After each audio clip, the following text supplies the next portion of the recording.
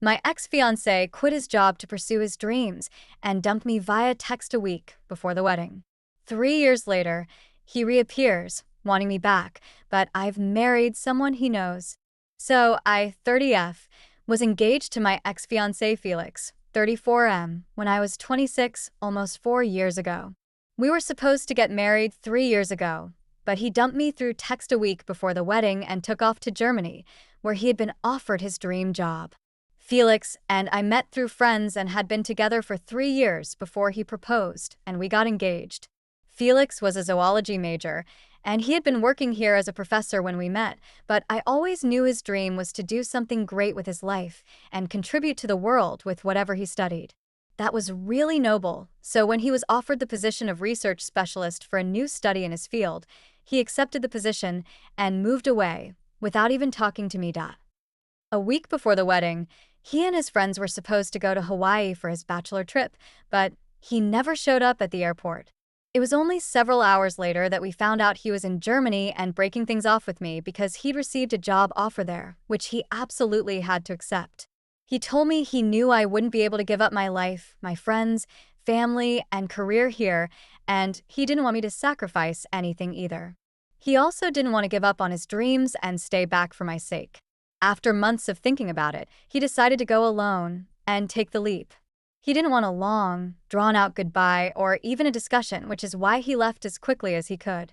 He apologized, said that he was sure I would find someone better than him, and that he was sorry it had to end this way, but his dreams were too important for him to give up. I didn't have a problem with his dreams, but I just wished he would have at least discussed things with me before making the move and accepting the offer. All those years ago, I had always been an architect, and my only motivation to work was to earn money and buy myself everything I wanted, so I never had any noble intentions of changing the world or doing something good for society. I was pretty selfish in my interests, which is why I didn't understand his priorities. Maybe I was just a normal person who knew how important communication was and understood that you shouldn't lie to your fiancé and then dump them through text a week before the wedding. After we broke up, we obviously didn't keep in touch, and all our friends cut him off as well. He and I had been great while we were together, and the breakup literally came out of nowhere. Even though I tried to be okay with it, I really wasn't, and I completely broke down in the weeks following the breakup. Felix paid off all the vendors for the wedding as an apology, so I didn't have to spend a dime on anything. I had no reason to talk to him either. Our last conversation ended up being the breakup, which I would go through almost every day after he left. We had been living together for quite some time before he moved away.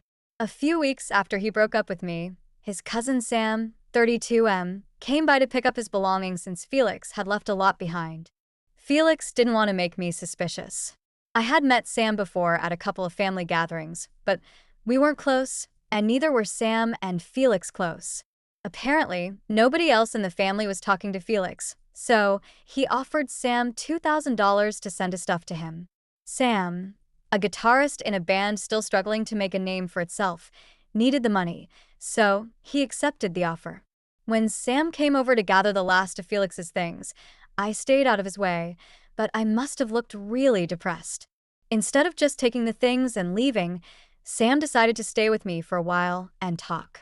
I wasn't feeling very talkative, but he didn't leave until I had told him everything about how I was feeling. Once I started, I just couldn't stop.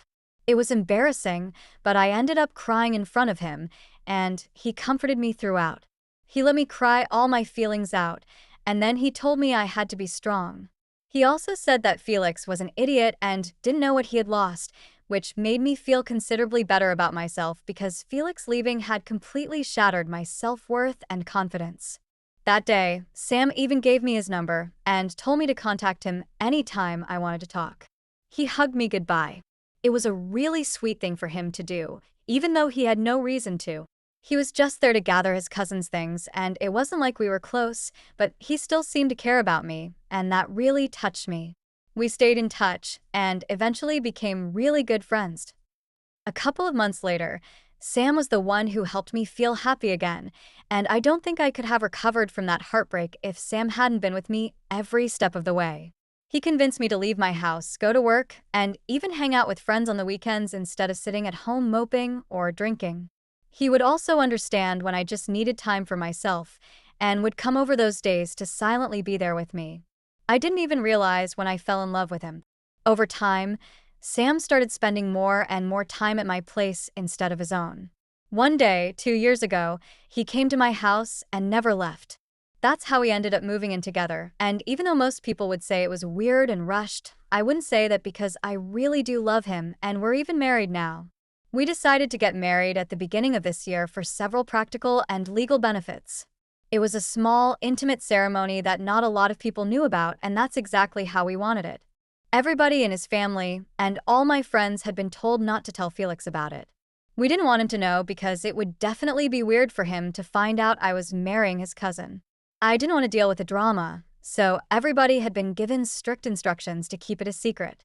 Even Felix's parents had been invited since they were nice to me after the breakup.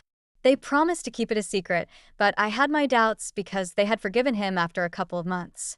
Thankfully, everybody kept their promises, including his parents, and Felix didn't find out about our marriage. It's been a few months, and Sam and I have been living in marital and domestic bliss. I found out Felix was right when he said I had someone better in store for me. Everything had been going well, but then last week, Felix showed up at my doorstep out of the blue, which shocked me because I hadn't been expecting him. We hadn't spoken since our breakup, and it had been 3 years since then. He had come back for the holidays a couple of times, but we hadn't met, and neither had he met any of our friends. This time, he decided to come talk to me, and instead of contacting me to set up a meeting like a normal person, he showed up at my door with a bouquet. Before I could say anything, he apologized for screwing up our relationship and told me he was now finally ready to work on things and wanted me back. He said the study he had been working on had turned out to be a bust, and they had exhausted all their funds. It was unlikely they'd receive a grant again anytime soon, so he quit his job and came back for good. He regretted ever letting go of me, especially the way he broke up with me through text. He said I deserved better after being with him for so long, and I was glad that he had come to his senses on that front. He ended his romantic speech by saying that now that he was back, we could pick up where we left off and get married as soon as possible. In his 3 years apart from me, he had realized that I was the woman of his dreams and that he made a huge mistake by breaking up with me. He wanted to give our relationship a real chance and get back together. I waited for him to finish, and when he did, I didn't interrupt. I just showed him the ring on my finger and informed him that I was already married to Sam, his cousin, who was a billion times better than him, and that his apology was too little, too late. His jaw literally dropped to the ground, and I took that opportunity to slam the door shut on his face and told him to leave. I was furious afterward and tried to calm myself down until Sam came home. It was the weekend, and he was out with a couple of his work buddies, so he wasn't home. His band had broken up a couple of years ago around the time we started getting serious, and he had joined his friend's dad's event management business. If the events they catered to ever needed a band, he and his friends would regroup and play for them, so it worked out for him. Anyway, it had been a hard week for him at work, so this was a well-deserved break. I didn't want to bother him, so I didn't text or call him about Felix's visit until he came back. When he got home, I told him about Felix's return and how he wanted to get back together. Sam sat down next to me and calmly said, "Well, that explains why he didn't even text me to apologize." He made it sound as if Felix's apology was a joke. I was surprised Sam wasn't upset or mad about it, but he seemed more amused than anything. He said Felix had a lot of nerve and that he'd known from the start that Felix would come back, but it wasn't going to work out this time. "You're not going back to him. You're mine now, and no one will take that away from us." That reassurance helped me feel better about the situation, and Felix was soon forgotten.